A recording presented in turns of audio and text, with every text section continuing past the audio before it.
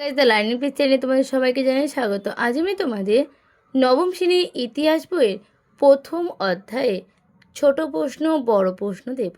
ছোট প্রশ্ন মানে তোমাদের আমি 2, 4 আর 8-এর ইম্পর্টেন্ট প্রশ্ন আমি তোমাদের বলে দেবো। চলো শুরু করা যাক। প্রথম অধ্যায়ের কী আছে? 8 নম্বরের প্রশ্ন আমরা দুটো দিয়েছি। ফরাসি বিপ্লবের দার্শনিকদের ভূমিকা বা অবদান লেখো। 2 হচ্ছে ফরাসি বিপ্লবের অর্থনীতি ও রাজনৈতিক কারণ আলোচনা করো। 4-এর দাগে দুটো টেনিস কোর্টের শপথ সম্পর্কে যা জানো লেখো। আর পরেরটা ফ্রান্সকে ভ্রান্ত অর্থনীতির জাদুঘর বলা হয় বলে কেন? বাস্তিল দুর্গর পতনের টিকা।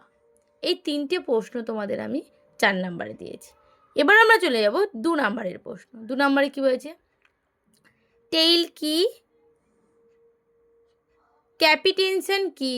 বুজোয়া কাদের বলা হয়? সাপুলোত কাদের বলা হয়? মন্তেস্কু কে ছিলেন? ভলতেয়ার কে ছিলেন? রুশো বিখ্যাত কেন?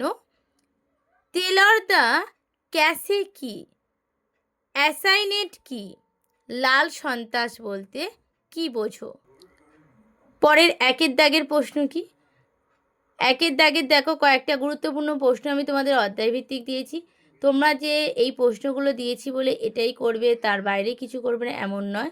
তোমরা কিন্তু বইটাও ভালো করে পড়বে। আর বইয়ের যে অনুশীলনী প্রশ্নগুলো আছে আমি তোমাদের পরের ভিডিওতে নিয়ে আসবো। ওই অনুশীলনী প্রশ্নগুলো কিন্তু তোমরা অতি অবশ্য খুব ভালো করে করবে। দ্য ওয়েলথ অফ নেশনের গ্রন্থের রচয়িতাকে। 2 হচ্ছে সোলস লুই কে ছিলেন? 3 আমি রাষ্ট্র এই উক্তিটি কার? 4 ইনেট টেন কারা? 5 ডিংটিয়েম কি? 6 টাইট কি? 7 যাজক কাদের বলা হয়? 8 মন্তেস্কুর লেখাগুলির নাম লেখো।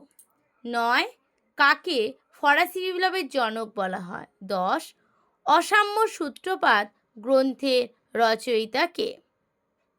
এই তোমাদের প্রথম অধ্যায়ের প্রশ্ন ছিল। পরের দিন পরের অধ্যায় নিয়ে চলে আসবো। যদি তোমাদের ভিডিওটা ভালো লেগে থাকে সাবস্ক্রাইব, লাইক আর কমেন্ট করে জানাবে কেমন হয়েছে।